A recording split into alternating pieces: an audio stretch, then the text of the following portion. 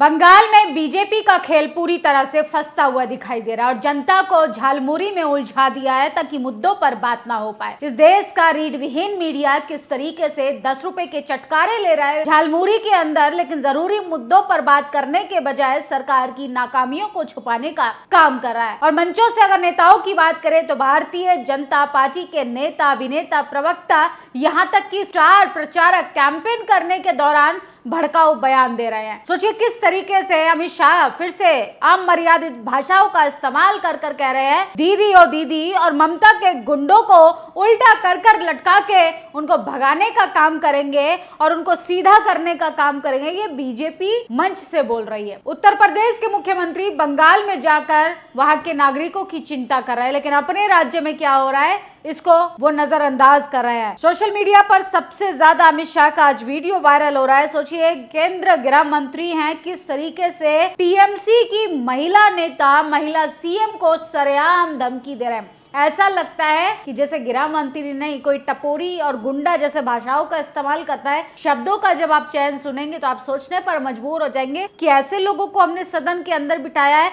और महिला सुरक्षा की गारंटी इनके हाथों में सौंपी है। सोचिए किस तरीके से लगातार महिलाओं को अपमानित करने वाली भाजपा सरकार अब वेस्ट बंगाल की मुख्यमंत्री को धमकी दे रही है, वो भी सरेआम। इस देश का चुनाव आयोग आंख मूंद कर ये सब कुछ देख रहा है, क्योंकि वो सिर्फ विपक्षी नेताओं की नाकामी देखता है। दीदी ओ दीदी, कान खोलकर सुन लो, भाजपा का नारी वंदन चीख चीख कर धज्जियां उड़ाता हुआ दिखाई दे रहा है। अमित शाह का आप ये बयान सुनिए। ए दीदी, आँख खोल, कान खोल कर सुन लो। तो सुना आपने, ये देश के गृह मंत्री हैं और किस तरीके से महिला सीएम के लिए कैसे सभ्य भाषा का इस्तेमाल कर रहे हैं, क्योंकि हम असभ्य बताएंगे तो हमारे चैनल को बंद कर दिया जाएगा, पत्रकारों को डराया जाएगा, धमकाया जाएगा। लेकिन बीजेपी अपने बड़बोलेपन के चक्कर में बेशर्मी पर उतर आई है, असभ्य भाषा का इस्तेमाल कर रही है, ऐसे ऐसे शब्दों का चयन कर रही है कि मानो बीजेपी की जो घबराहट है वो सीधा तौर पर उनके शब्दों में झलक रही है कि बंगाल अब उनके हाथ से निकलने वाला है। सोचिए मंगलवार के दिन माथे पर चंदन लगाकर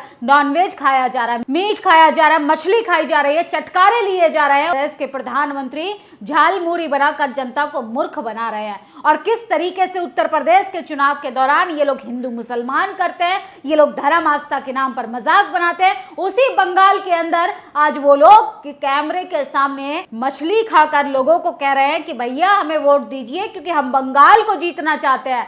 तो इससे अंदाजा लगाइए कि ये लोग माथे पे चंदन, हाथ में कलावा गमछा पहनकर मंगलवार के दिन मछली का आहार ग्रहण कर रहे हैं, क्योंकि वहां पर चुनाव है। ये चुनाव जीतने के लिए कुछ भी कर सकते हैं, अगर इनको कुछ और भी कराना पड़े वो भी करा सकते हैं। सोचिए किस तरीके से इन लोगों ने जनता की आंख में धूल झोंक दी है। अब ये जनता जाग चुकी है। वक्त मोदी के सारे बड़बोलेपन को वापस उन्हीं तक पहुंचा रहा है। वक्त और कर्म से कोई नहीं बच पाया। माथे पर चंदन, कांधे पर भगवा गमछा, दिन मंगलवार, मछली बना आहार, दूसरों के मछली खाने पर हाय तौबा मचाता राजनीतिक मुद्दा बनाने वाली मोदी जी की पार्टी के सांसद अनुराग ठाकुर और मंगलवार को मछली खा रहे हैं और वीडियो सोशल मीडिया पर शेयर कर रहे हैं। क्या प्रधानमंत्री जी बता सकते हैं कि इनसे लोगों की भावना आहत हुई या नहीं? ताउम्र भाजपा जनता की आंखों में धूल झोंकती रही। मंगलवार को मछली खाकर दूसरों को बदनाम करते हैं। अपनी बेशर्मी पर जरा तो शर्म कीजिए। तो आरजेडी ने अपने ट्विटर एक्स पर यह पोस्ट लिखा है। अब देश के जो मीडिया थी, चाटुकार मीडिया, वो किस तरीके से तेजस्वी यादव को बदनाम कर रही थी, मुकेश सहनी को बदनाम कर रही थी, और अब अनुराग ठाकुर की नाकामी पर और मनोज तिवारी की नाकामी पर अब वो लोग खामोश होकर तमाशा देख रहे हैं। और सोचिए ममता बनर्जी की धाकड़ सांसद जो है वो जमकर अमित शाह को जवाब दे रहे हैं। शियानी घोष ने प्रधानमंत्री और गृह मंत्री अमित शाह को बड़ा हमला बोला है। आपके लिए महिलाओं का स्थान या तो घर के रसोड़े हैं, जिसमें मोदी जी अपने ममता जी को ओ दीदी कहकर संबोधित किया था।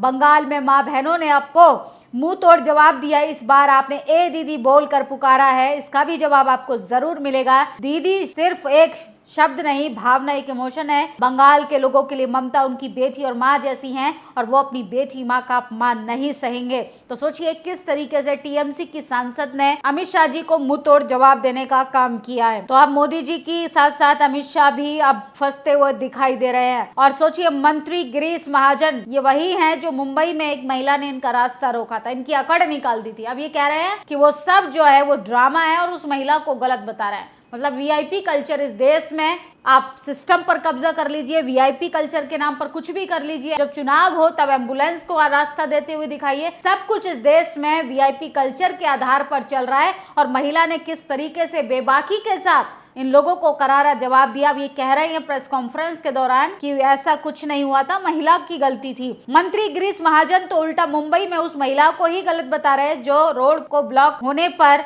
तकलीफ जता रही थी। और किस तरीके से ये लोग गुंडागर्दी करते रहे, पार्टी के नेता बने हो जनता की समस्या सुनने के लिए। ये नहीं है कहीं भी मंच लगाया, कहीं भी भाषण देने लगे। तो किस तरीके से इस देश में नंगा नाच चल रहा है। वीआईपी कल्चर के नाम पे आप देश के नागरिकों को गुमराह करने का काम कर रहे हो। ये फोटो सोशल मीडिया पर सबसे ज्यादा वायरल हो रहा है। माथे पर चंदन लगाया हुआ है, टीका लगाया हुआ है, हाथ में कलावा पहना है, रुद्राक्ष धारण किया है, लेकिन अंध भक्तों को गोबर खाने की सलाह देने वाले अब खुद मछली खा रहे हैं भर भर के। इनकी थाली में नजर डालिए किस तरीके से ये लोग आपको दिखाते कुछ है, आपसे करवाते कुछ है और अपने लिए ये सारे ऐश और आराम की जिंदगी जीते। क्योंकि इन्हें अच्छे से पता है कि जनता को गोमूत्र के नाम पर, गोबर के नाम पर, गाय के नाम पर, कभी मुसलमानों के नाम पर, कभी हिजाब के नाम पर, बुरखे के नाम पर कैसे मूर्ख बनाना है और जनता को लड़वाना है और खुद मछली का मजा लेना है वेस्ट बंगाल के अंदर, क्योंकि वहां पर चुनाव है। जब जनता जागती है तो नेताओं ऐसा ही निकालती है। वीआईपी कल्चर के खिलाफ अकेली महिला ने पूरे सिस्टम हिला दिया। मुंबई में मंत्री गिरीश महाजन ने उनके कारण लगने वाले ट्रैफिक के लिए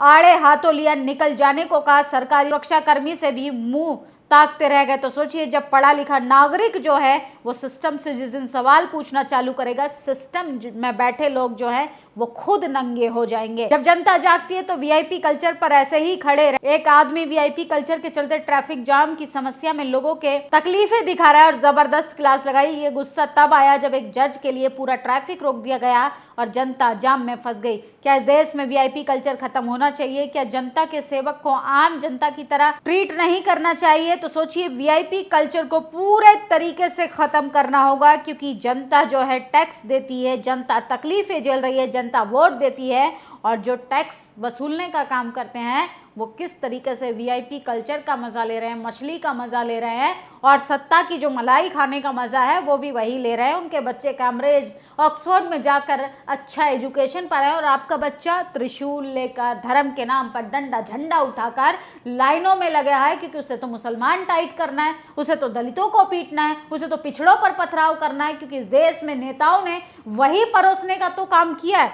और गर्मी में जाकर मरे हम, टिकट भी हम ले, सारी समस्याओं का सामना भी हम करें, फिर तुम क्या करोगे? सूरत के उधना रेलवे स्टेशन पर 9 अप्रैल को प्रवासी मजदूर की भीड़ भाड़ रही। 20 अप्रैल को बीबीसी ने एक स्टोरी की जहां पर मजदूरों की हालत इतनी बदतर हो गई है कि देखने में भी शर्म आ जाए। लेकिन वहां के मोदी जी के गृह जिला की तस्वीर है। सोचिए भर भर कर वोटरों को पहुंचाया जा रहा है वेस्ट बंगाल, लेकिन जनता जो है वो एलपीजी की किल्लत के कारण, महंगाई के कारण परेशान है, अपने घर पलायन करने के लिए मजबूर है। और सोचिए अमित शाह का बयान, इन्होंने कहा है कि बंगाल का अगला मुख्यमंत्री होगा जो बंगाली बोलेगा। तो इनको क्या ममता बनर्जी गुजराती बोलती हुई दिखाई दे रही हैं या फ्रेंच बोलती हुई दिखाई देती हैं? तो किस तरीके से ये लोग भाषा के नाम पर, धर्म के नाम पर, जाति के नाम पर, जेंडर के नाम पर, खाने के नाम पर, पहनावे के नाम पर नंगा नाच करते हैं। लेकिन इनसे असल मुद्दों पर बात करोगे, एक तरफ देश के प्रधानमंत्री है जो झाल मुरी में प्याज डलवा रहे हैं, नींबू डलवा रहे हैं, अचार डलवा रहे हैं, मसाला डलवा रहा है, लेकिन जनता की तकलीफों का क्या? जनता की तकलीफों का कौन जवाब देगा? इस देश का रीढ़ विहीन मीडिया किस तरीके से झाल मुरी पत्रकारिता कर रहा है,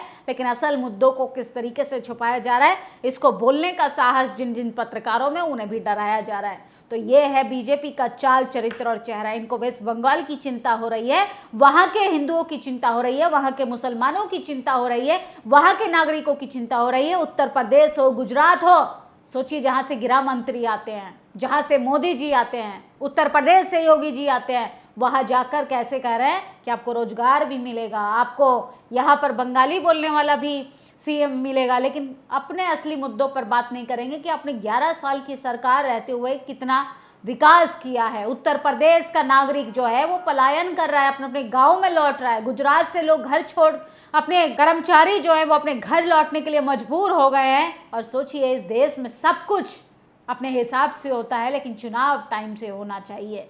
जनता को परेशानी में डाल दो, जनता को लाइन में खड़ा कर दो, जनता को गुमराह कर दो, जनता को झालमुरी के नाम पर सोशल मीडिया पर उलझा के रख दो ताकि जनता वाजिब मुद्दों पर सवाल न कर पाए। फिलहाल अमित शाह, देश के प्रधानमंत्री नरेंद्र मोदी और तमाम उनकी पार्टी के कार्यकर्ताओं के इन बयानबाजी पर आपकी क्या प्रतिक्रिया, अपनी राय जरूर दीजिएगा। शुक्रिया। नेशनल दस्तक की आपसे गुजारिश है कि अगर इसको बचाना चाहते हैं तो नेशनल दस्तक को सब्सक्राइब करने के लिए रेड कलर के सब्सक्राइब बटन को दबाएं, फिर बेल आइकन की घंटी दबाएं। नेशनल दस्तक को बचाने के लिए बहुत जरूरी है कि हर खबर को शेयर करें, लाइक करें, कमेंट जरूर करें।